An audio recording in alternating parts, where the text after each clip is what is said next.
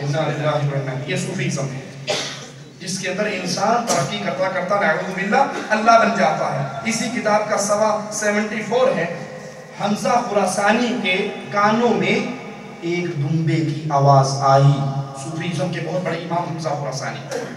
حمزہ خراسانی کے کان میں بکری کی دمبے کی آواز آئی تو وہ فوراً فرمانے لگے لبیک جل شانو، اے اللہ بتا کیا بات ہے، میں حاضر ہوں. نعوذ باللہ ثم نعوذ باللہ. قرآن کی آیات میں نے آپ کو سنائی. اللہ کہتا ہے میں نے پیدا کی مخلوق، میں نے آسمان، زمین، چاند، سورج، ان سب چیزوں کو میں نے پیدا کیا. یہ مخلوق ہے، اللہ خالق ہے. اور یہاں صوفیزم کا امام حمزہ خراسانی نقل کرنے والا خواجہ غلام فرید، کتاب کا نام فوائد فریدیہ، فرماتے ہیں ہمارے صوفیت کے امام حمزہ خراسانی نے جب ایک بکرے کی، ایک دمبے کی آواز سنی تو اس کے پاس کھڑے ہو کر کہنے لگے اللہ جی فرمائیے لبیک جل شانو، کیا حکم ہے میرے لیے، میں حاضر ہوں. یہ صوفیزم ہے اور یہ قرآن ہے، یہ دین ہے. توڑتے جائیے اور فیصلہ کرتے جائیے. کئی لوگ ملیں گے آپ کو کہنے والے جی انڈیا پاکستان میں انہی نے اسلام پھیلایا، یہ قبر پرستی کا سارا اسلام واقعی انہوں نے پھیلایا، کسی اور نے نہیں پھیلایا، یہ گند انہوں نے ہی مارا. یہ وہ اسلام نہیں جو اللہ نے اتارا. یہ قبر پوجنے والا اسلام، یہ قبروں کے لیے نذرانے دینے والا اسلام، یہ گدھے، کتے، دمبے کو نعوذ باللہ اللہ سمجھنے والا اسلام واقعی ان صوفیوں نے پھیلایا تھا. اور یہی عقیدے حکیم الامت اشرف علی تھانوی صاحب اپنی کتاب امداد المشتاق کے اندر بیان کرتے ہیں. علماء دیوبند کے بہت بڑے بزرگ. یہ ہمارے ہاتھ میں امداد المشتاق ہے، اس کا صفحہ نمبر 73 ہے. اس کتاب کو شائع کیا مکتبہ اسلامیہ بلال گنج لاہور نے. 73 پر حکیم الامت اشرف علی تھانوی صاحب کیا فرماتے ہیں سنیے. فرمایا انی انا ربک فاخلع نعلیک. جو طور پر اللہ عز و جل نے موسیٰ علیہ السلام سے کلام کیا تھا کہ میں تیرا رب ہوں، اپنی جوتیوں کو اتار دے. کہا جو آواز آئی تھی وہ موسیٰ کے اندر سے آئی تھی، وہ موسیٰ کے بطن سے آئی تھی، باطن سے آئی تھی. سب انسان میں موجود ہے.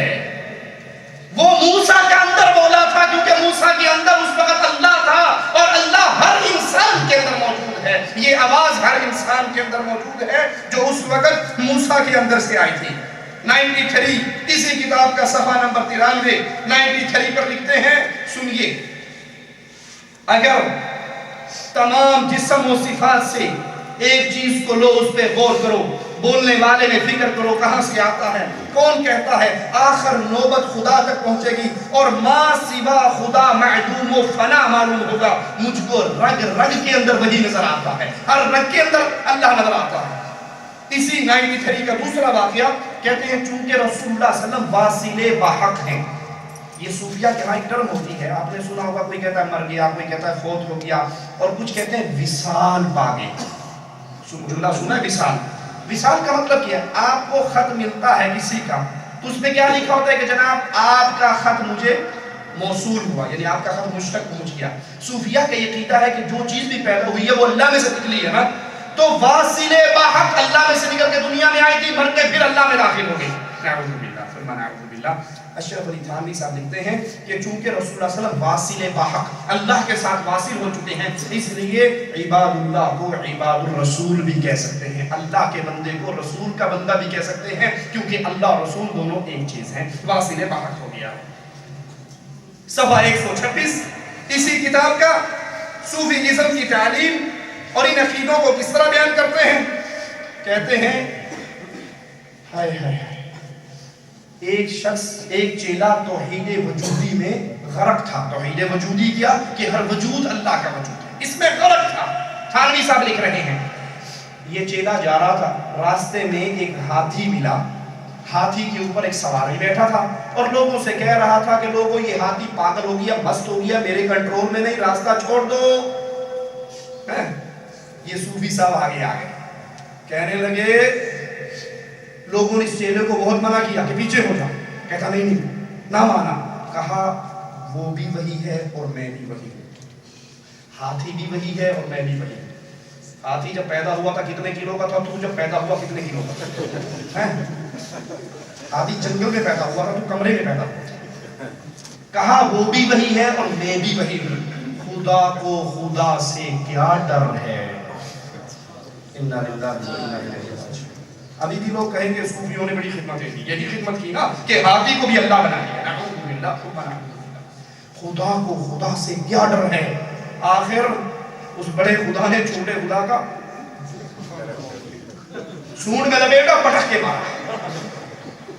ہاتھی نے آخر اس ظالم کو مار دیا. خدا کو خدا سے کیا ڈر ہے. ہاتھی بھی خدا ہے, اس کے اوپر جو بیٹھا ہے وہ بھی خدا ہے, جو نیچے کھڑا ہے وہ بھی خدا ہے. نعوذ باللہ. ہر چیز کے اندر اللہ عز و جل حلول کر چکا ہے. اسی بنیاد پر ان ظالموں نے ایسے ایسے عقیدے بیان کیے, اللہ کی قسم دل تڑپتا ہے, زبان لڑکھڑاتی ہے, آنکھیں پتھراتی ہیں ان کے اس کفر کو بیان کرتے ہوئے. اور رب محمد کی قسم کھا کر کہتا ہوں, اگر ان کے سیاہ چہرے سے چادر اتارنا مقصود نہ ہو, اللہ کی قسم ان عقیدوں کو بیان کرنے کی ہمت دل و زبان نہیں پاتے. لیکن ان کے چہروں سے پردے اتارنے ہیں تاکہ عوام الناس کے سامنے صوفیوں کا عبادت, زہد اور تقوی کا جو چولا ہے وہ تار تار ہو کر اس کے اندر کا گٹ باہر نکل آئے. یہ ہمارے ہاتھ میں تذکرۃ الرشید, سوانح قطبۃ العلماء, زبدۃ الفقہاء, فخر المحدثین, قطب العالم حضرت مولانا الحاج الحافظ رشید احمد گنگوہی شائع کیا ہے. اس کو ادارہ اسلامیات 190 انارکلی لاہور نے.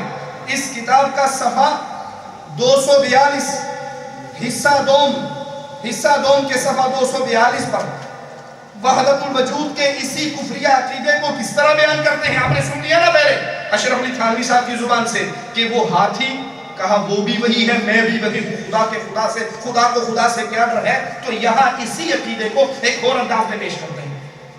ایک روز مولانا خلیل احمد نے دریافت کیا حضرت یہ حافظ لطافت علی عرف حافظ میلو شیخ پوری کیسے ہیں. حضرت نے فرمایا پکے کافر ہیں. اس کے بعد مسکرا کر فرمایا ضامن علی جلال آبادی تو توحید میں غرق ہیں. کون سی توحید؟ جو آپ نے ابن عربی سے سنی کہ جو خالق اور مخلوق کو ایک سمجھے وہ مواحد ہے, جو ہاتھی اور اس کو ایک سمجھے وہ مواحد ہے. وہ توحید نہیں جو اللہ نے بیان کی کہ اللہ خالق ہے, کائنات مخلوق ہے. کہا یہ تو ضامن علی جلال آبادی توحید ہی میں غرق تھے. ایک بار ارشاد فرمایا ضامن علی جلال آبادی کی سہارنپور میں بہت رنڈیاں مریدنیاں تھی. یہ سہارنپور میں گئے, کسی رنڈی کے مکان پہ ٹھہرے. مبارک ہو ان پیروں کو رنڈیوں کے کوٹھے ہیں. لوگ آ کے مسجدوں میں پڑاؤ لگاتے ہیں, کہیں کمروں میں ہوٹلوں میں رہتے ہیں, ان کو رہنے کے لیے رنڈیوں کے کوٹھے ملتے ہیں. کہا کسی رنڈی کے مکان پہ ٹھہرے, سب مریدنیاں حاضر ہو گئی اور ایک مریدنی نہیں آئی. ساری حاضر ہو گئی, ایک نہیں آئی. بڑی کیلکولیٹر سسٹم ہے ان کے پاس, انہیں یاد ہوتا ہے کون کون سی آ گئی اور کون کون سی رہ گئی. ارے بھائی میں ریاض سے آیا ہوں, آپ کتنے سارے لوگ ہیں, اب آپ میں سے کوئی نہیں آیا تو مجھے کیا پتہ لگے گا. لیکن اگر میرا اس بندے سے کوئی خاص تعلق ہوگا تو میں چہرے دیکھ کر بتا دوں گا یار اس کو نظر نہیں آ رہا ہے. کہتے ہیں وہ ایک نہیں آئی. تو حضرت نے فوراً کہا فلانی کیوں نہیں آئی, فلانی کیوں نہیں آئی. باقی رنڈیوں نے کہا حضرت میاں صاحب ہم نے اس سے بتیرا کہا تھا چل میاں صاحب آئے ہیں زیارت کر لیں. اس نے کہا میں بڑی گناہگار ہوں. رنڈی سمجھتے ہو نا, رنڈی سمجھتے ہو کوٹھے والیاں, میں بڑی گناہگار ہوں, روسیہ ہوں, بدکار ہوں. میاں صاحب کو کیا منہ دکھاؤں گی, وہ اولیاء اللہ میں سے ہیں, ولی اللہ ہے, میں بدکار زناکار گندی عورت ہوں, ان کو منہ دکھانے کے قابل نہیں. اللہ میں تیری جناب میں معافی کا سوال کرتا ہوں ربا, اگر ان ظالموں کے ظلم اور ان کی صوفی اسم کی خود ساختہ توحید کا پردہ تار تار کرنا مقصود نہ ہوتا, اے ربا میں اس واقعے کو کبھی بیان نہ کرتا, لیکن مجبور ہوں. تیری توحید کو لوگوں نے شرک کہہ دیا, خالق اور مخلوق کے فرق کو